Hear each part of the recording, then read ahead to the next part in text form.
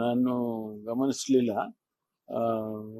ಅವ್ರಿಗೂ ಅಪ್ಲೈ ಆಗುತ್ತಲ್ಲ, ಶಾಸಕರುಗಳಿಗೂ ಅಪ್ಲೈ ಆಗುತ್ತೆ, ಮಂತ್ರಿಗಳಿಗೂ ಅಪ್ಲೈ ಆಗುತ್ತೆ. ಪಕ್ಷದಲ್ಲಿ ಯಾರೇ ಆ ರೀತಿ ಹೇಳಿಕೆ ಕೊಡಬಾರ್ದು ಅಂತ ಅವ್ರು ಹೇಳಿದ್ಮೇಲೆ ಎಲ್ಲರಿಗೂ ಅಪ್ಲೈ ಆಗುತ್ತಲ್ಲ. ಸೊ ಅವ್ರಿಗೂ ಮತ್ತೆ ಹೇಳ್ತಾರೆ ಕಾಣತ್ತೆ. ಅವ್ರಿಗೂ ನೋಡಪ್ಪ ಹಿಂಗೆಲ್ಲ ಹೇಳಿದ್ದಾರೆ, ನೀವೆಲ್ಲ ಹೇಳ್ಬಾರ್ದು ಅಂತ ನಾವು ಹೇಳ್ತೀವಿ. ಹೈಕಮಾಂಡ್ ಆಯ್ಕೆ ಮಾಡುತ್ತೆ, ಶಾಸಕರು ಸೇರಿ ಆಯ್ಕೆ ಮಾಡುತ್ತೆ, ಎರಡೂ ಮಾಡ್ತಾರೆ. ಫಸ್ಟ್ ಅವ್ರ ಒಪಿನಿಯನ್ ತಗೊಂತಾರೆ ಶಾಸಕರದು, ಆನಂತರ ಅವ್ರು ತೀರ್ಮಾನ ಮಾಡ್ತಾರೆ. ಯೂಶುವಲಿ ಹಂಗೆ ಮಾಡೋದು. ಫಸ್ಟ್ ಒಪಿನಿಯನ್ ತಗೊಳ್ತಾರೆ, ಅದರಲ್ಲಿ ಮೆಜಾರಿಟಿ ಮತ್ತೆ ಬೇರೆ ಬೇರೆ ವಿಚಾರಗಳು ಅದನ್ನೆಲ್ಲ ಹೈಕಮಾಂಡ್ ಅವ್ರು ಪರಿಶೀಲನೆ ಮಾಡಿ ಅನೌನ್ಸ್ ಮಾಡ್ತಾರೆ.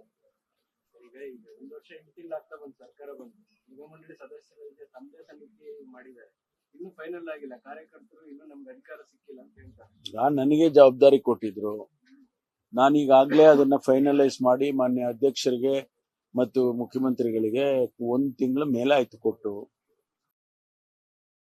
ಅವರು ಫೈನಲೈಸ್ ಮಾಡಿ ಕೊಟ್ರೆ ಅವರೇ ಅನೌನ್ಸ್ ಮಾಡಿ, ಮುಖ್ಯಮಂತ್ರಿಗಳ ಕಚೇರಿಯಿಂದಾನೇ ಅನೌನ್ಸ್ ಆಗುತ್ತೆ. ಅಧ್ಯಕ್ಷರು ತೀರ್ಮಾನ ಮಾಡಿ ಕೊಡಿ ಅಂತ ಹೇಳಿ ಪಾರ್ಟಿ ವರ್ಕರ್ಸ್ನ ಅವ್ರು ಮಾಡಿಕೊಡ್ಬೇಕಲ್ಲ. MLA ಗಳು ಕೊಟ್ಟಿದ್ದಾರೆ, ಅದನ್ನೆಲ್ಲ ನಾನು ಫೈನಲೈಸ್ ಮಾಡಿ ಕೊಟ್ಟಿದ್ದೇನೆ. ಪಾರ್ಟಿ ವರ್ಕರ್ಸ್ ಮಾಡಿಕೊಡಿ ಅಂತ ಕೇಳಿದ್ದೇನೆ, ಅವ್ರು ಕೊಟ್ಟಿಲ್ಲ ಇನ್ನೂ ಕೂಡ. ಅವ್ರು ಮಾಡಿ ಫೈನಲೈಸ್ ಮಾಡಿ ಕೊಟ್ಟ ಮೇಲೆ ಅದನ್ನು ಮುಖ್ಯಮಂತ್ರಿಗಳಿಗೆ ಕೊಡ್ತೇವೆ, ಆನಂತರ ಇಶ್ಯೂ ಆಗುತ್ತೆ. ಗೊತ್ತಿಲ್ಲ, ನಾ ಮಾಡೋ ಕೆಲಸ, ನನಗೆ ಕೊಟ್ಟಿರೋ ಕೆಲಸ ನಾ ಮಾಡ್ಬಿಟ್ಟಿದ್ದೀನಲ್ಲ.